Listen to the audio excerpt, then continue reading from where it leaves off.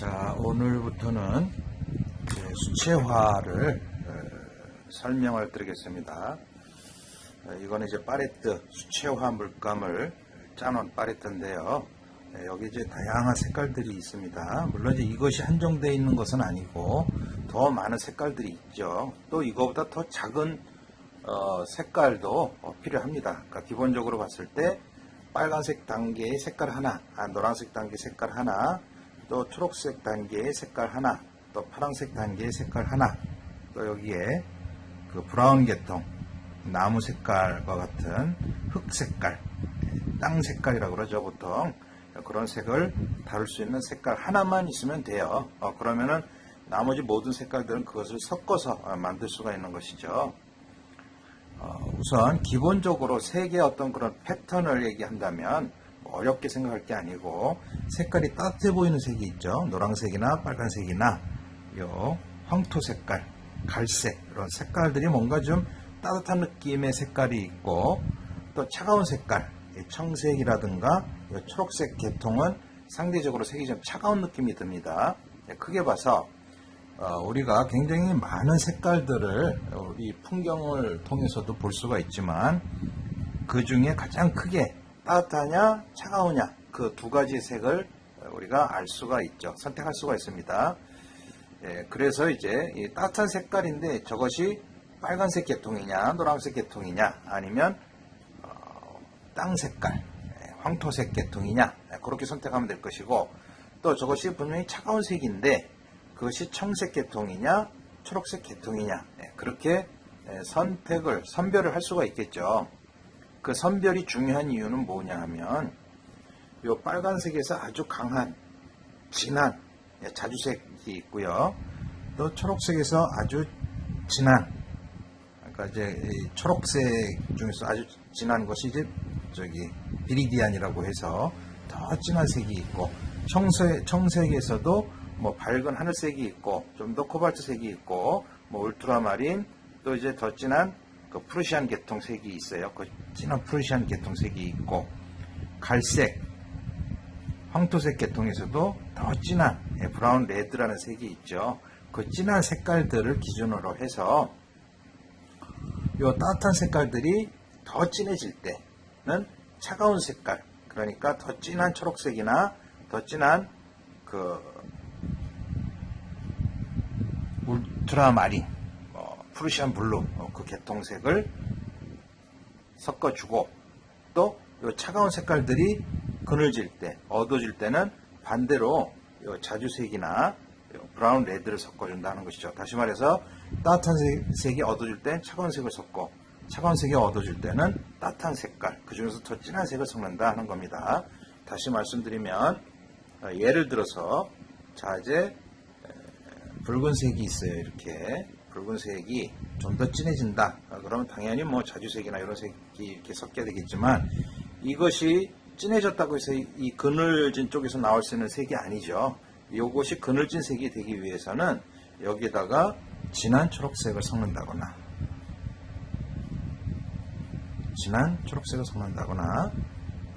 아니면 진한 자주색이 됐을 때 이것이 더 진해지기 위해서는 군청색을 이렇게 섞어주는 거죠.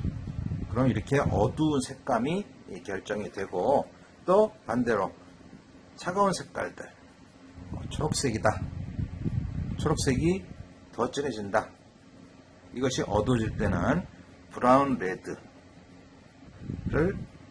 섞어주는 거죠. 이렇게 여기 계통색입니다.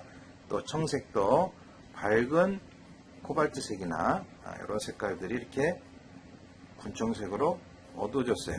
그럼 이것이 더 그늘졌다 그러면 자주색을 섞어주시고, 아니면 자주색 대신에 브라운 레드를 섞어준다 했을 때 요게 이제 계통색이 되는 겁니다.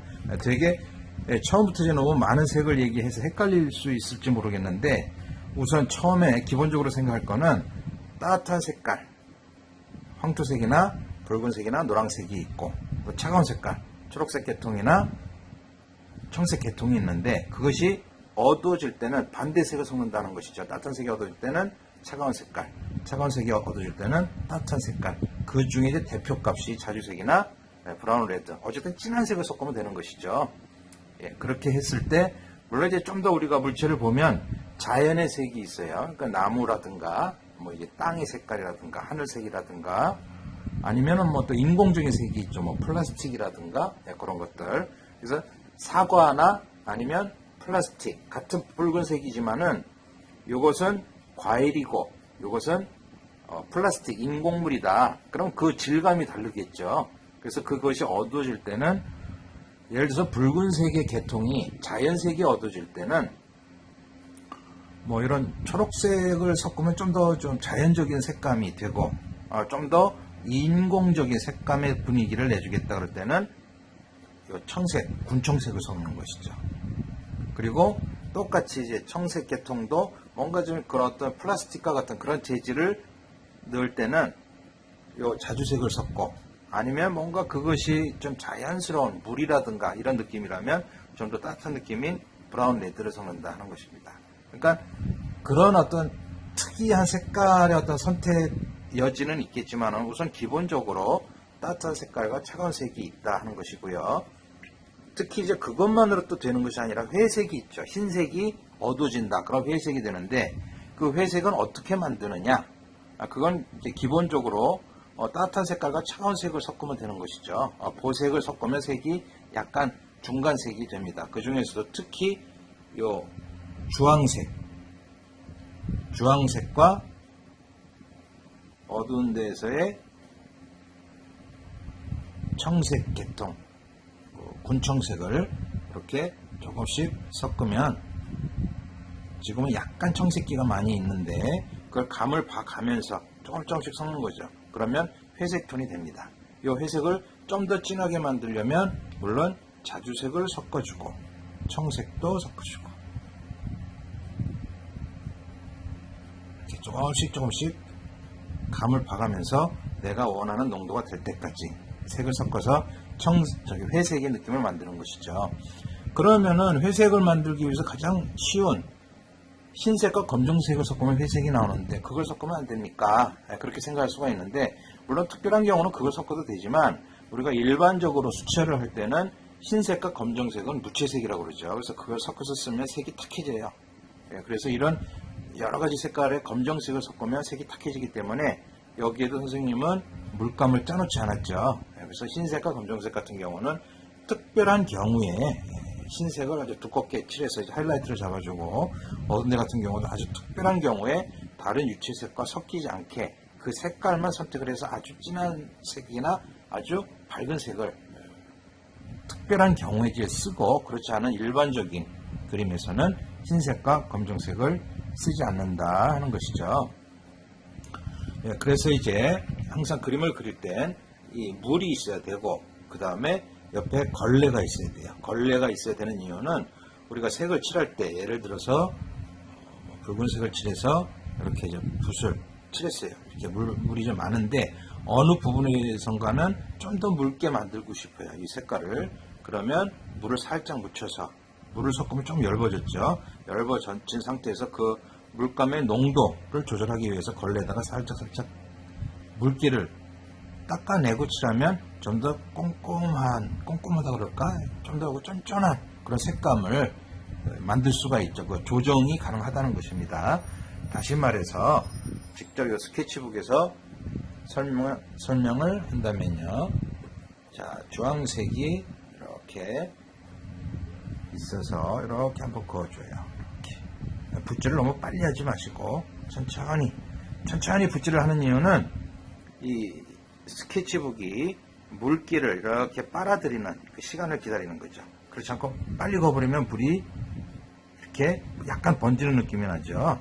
거기에서 살짝 종이가 물기를 빨아들이는 시간을 기다리면서 하면은 이렇게 좀 더 착 달라붙은 색깔이 돼요. 그리고 물을 살짝 마치 병아리가 물 먹듯이 그렇게 해서 물을 넣어주면 그만큼 이제 붓에 물이 스며들면서 물감이 약해졌겠죠. 그죠? 그래서 좀 더 옅게 하면은 좀 더 밝아지고, 좀 더 옅게 하면 좀 더 밝아지는, 이렇게 해서 이제 수채화에서의 톤의 관계를 조절해 줄 수가 있다 하는 것이죠. 그것만 알면 돼요. 그러니까 뭐 예를 들어서 초록색 같은 경우도 우선 셉그린이다. 나무를 칠하는데 셉그린을 칠하고 있어요. 한 번, 두 번, 한 세 번 정도 칠해요. 그러면 같은 색이기 때문에 색이 일정하게 큰 변화가 없이 나오는데, 붓에 물기를 살짝 묻혀서 걸레에다 여분의 물을 닦아내고 칠하면 좀 더 옅은 색이 나오죠. 또 물기를 살짝 묻히면 또 걸레에다 닦아내면 좀 더 밝은 색이 나와요. 이렇게 해서 연필로 친다면 연필에서 농담 조절을 하듯이 수채화에서 이런 표현을 낼 수가 있다 하는 것입니다. 네, 그래서 뭐 예를 들어서 어떤 잎사귀를 그린다. 자, 잎사귀가 이렇게 있어요. 가운데 이렇게 갈라지고 빛이 이렇게 온다 그러면 여기가 밝고 이쪽이 어둡겠죠. 그러면 그걸 감안을 해서 일단 뭐 밝은 색부터 칠해도 되고 어두운 색부터 칠해도 되고 어느 쪽부터 칠해도 상관은 없어요. 물감을 충분히 섞어서 일단 밝은 쪽의 색깔, 요 가운데가 하이라이트가 나오겠죠. 이렇게 딱 칠해요. 이렇게 칠해주고 또 조금 더 진한 초록색을 섞어서 여기서부터 뭐 물이 너무 많으면은 걸레다 살짝 닦아주시고 이렇게 칠하면 하이라이트 밝으면 중간면이죠, 그렇죠? 그리고 또 이쪽은 조금 더 어두워요. 그러면 초록색을 좀 섞어. 너무 같은 초록색만 섞으면 재미가 없으니까 청색도 약간 섞죠. 자, 해서 자, 이렇게 밝은 쪽의 색을 이렇게 칠해주죠. 그리고 좀 더 어둡다. 초록색이 어두워지면 자주색이나 아니면 브라운 레드를 섞는다 그랬어요. 그래서 또 약간 붓질을 이렇게 칠해주죠.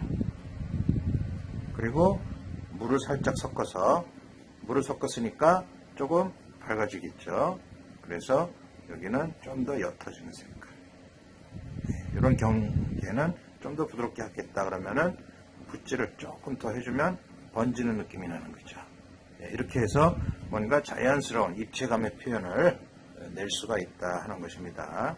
자, 잎맥이 있고 또 그 밑에 다른 잎사귀가 또 있다. 그러면 불을 섞어서 더 옅어진 색으로 해서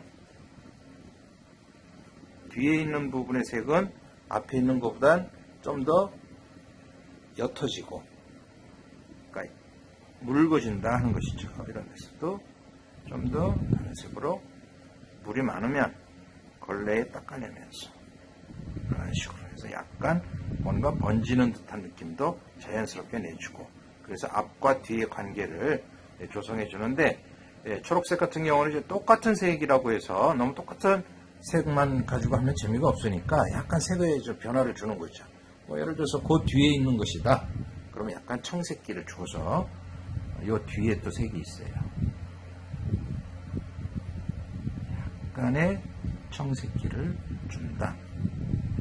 또 앞에서 이렇게 선명하게 잎맥도 표현하고 그러지만 그 뒤로 갈수록에는 거의 한 면으로, 한 색으로 처리를 해주는 것이죠. 그래서 그 뒤에 있는 것과 그 앞에 있는 것, 또 그 앞에 있는 것, 그렇게 해서 우리가 데생 맨 처음 그림 1번, 2번에서 얘기했던 원근감을 생각을 하고 뭔가 빛에 의한 어떤 그 톤을 생각을 해서 밝은 색깔, 중간 색깔, 어두운 색을 만들어서 입체감을 표현한다는 것입니다.